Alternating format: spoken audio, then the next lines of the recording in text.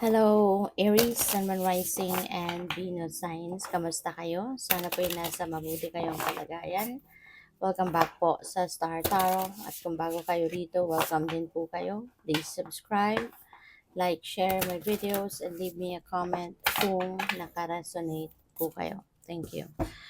So, first card ni Aries, we have Into Your Arms. Ayan, so napakaganda naman nito.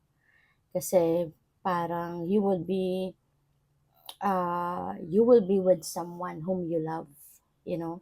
O pwedeng ano to, o pwedeng makakasama mo na dito yung mga mahal mo sa buhay, magulang mo, mga kapatid mo, pwedeng ganon. Maring matagal kayo nagkahiwalay, matagal na walay sa isa't isa for whatever reason, and ngayon maaaring ikaw ay babalik na, uuwi na sa inyo, sa pamilya mo, parang ganon. For others of you, napipick up ko din dito, this could be in a relationship. Pwedeng meron ditong papasok sa love and romantic relationship kung kayo ay single pa. Or kung kunyari, meron din kayong nangyaring separation sa karelasyon mo. For whatever reason, maaring now you're coming back to your person. So we have your inner light will guide you. Kaya lagi mong papakinggan, kung ano yung bulong ng soul mo, kung ano yung bulong ng intuition mo, because yun ang gagabay sa'yo patungo sa kung saan ka dapat mapunta, what are the things that you need to do now, where you are heading, okay? So what else? We have the truth comes softly. Ayan. So, merong katotohanan, na maaaring madidiscover kayo sa ngayon.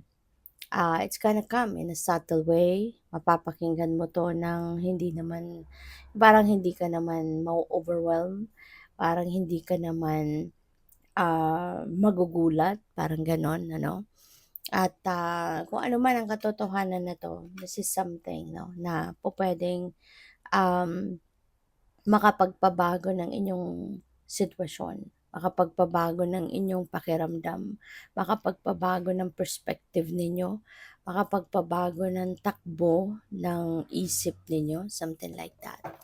So, tingnan natin kung ano pa ang ganap. And by the way, maraming salamat for subscribing. And if you haven't subscribed yet, subscribe na kayo.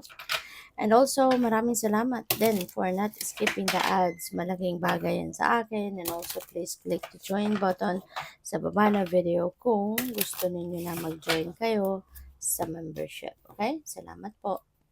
So, we have guidance is golden. Ayan. So, maaari na you are divinely guided. Okay? Kaya, importante na makinig kayo sa iyong intuition, makinig kayo sa bulong ng iyong intuition, because that's divine guidance, yan ang magli-lead sa iyo towards the right path. Kaya pakinggan ninyo. Maaari din na merong mga tao dito siguro na pwedeng hihingian mo ng tulong or hihingian mo ng advice, or pwedeng kung magkukusa, yung mga taong ito na magbibigay sa iyo ng advice, and you are going to consider that na kung ano man ang sasabihin nila sa'yo, maaari ko consider mo kung ano man yun, at pag-iisipan mo kung yun ang susundin mo or what. So we have embraced your magnificence. Ayan, kasi pwede ng iba sa inyo nagdududa sa inyong sarili, pinagdududahan ng inyong kakayanan. Diba? So, wag ninyong pagdudahan kasi lahat tayo, diba? Lahat tayo binibigyan or biniyayaan ng universe ng mga talent, ng mga skills, na gifts, para magamit natin yan na maisakatuparan, yung mga pangarap natin, mga goals natin, mga ganyan. Kaya, embrace it. Okay? Embrace your magnificence. At na tawag dito, i-embrace mo yon, i-share mo sa iba, because you may inspire more people to do the same. So we have courage. Okay? Huwag kang matakot. Alright? Wala kang dapat nakatakutan. wala kang dapat na ikatakot. All is well, all is being taken care of.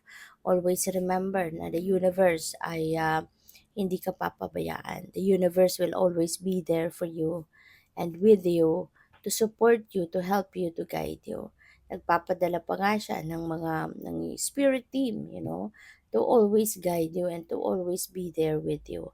Nandiyan dyan ang inyong mga guardian angels, nandiyan dyan ang inyong spirit guides, nandiyan dyan um, yung inyong mga ancestors, 'di ba? To guide you and to help you.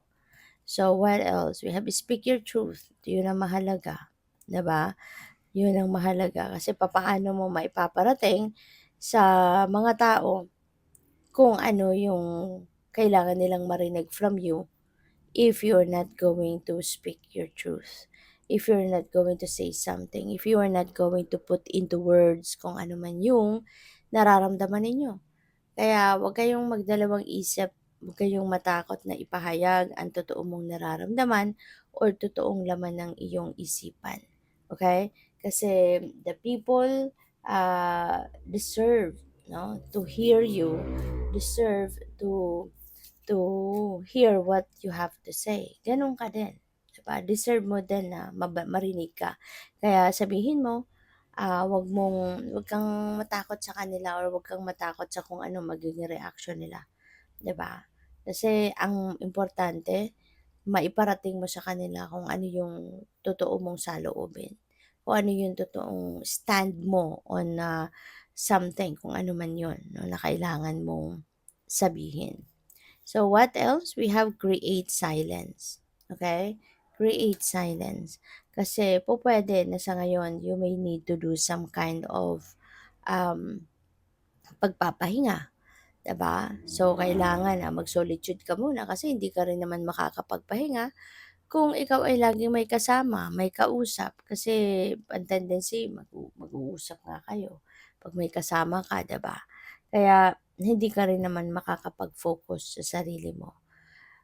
You may also need to do some kind of uh, mag-stillness at mag-solitude ka because baka kailangan mo ngayon ng ah, time para, you know, makinig sa inyong intuition, mapakinggan kung ano man ang bulong ng divine universe para sa'yo. Kaya kailangan mo na magnilay-nilay at magmuni-muni and spend time by yourself, 'di ba? Yun, kasi you never know, baka meron ditong gabay ang divine universe sa'yo. Merong mga importanteng mga guidance na gustong iparating ng universe sa'yo. Kaya spend time by yourself, no? Mag-solitude ka para mapakinggan mo kung anong bulong ng puso mo, bulong ng soul mo, at ng intuition mo. So, good luck. Thank you for watching Love and Light. Namaste.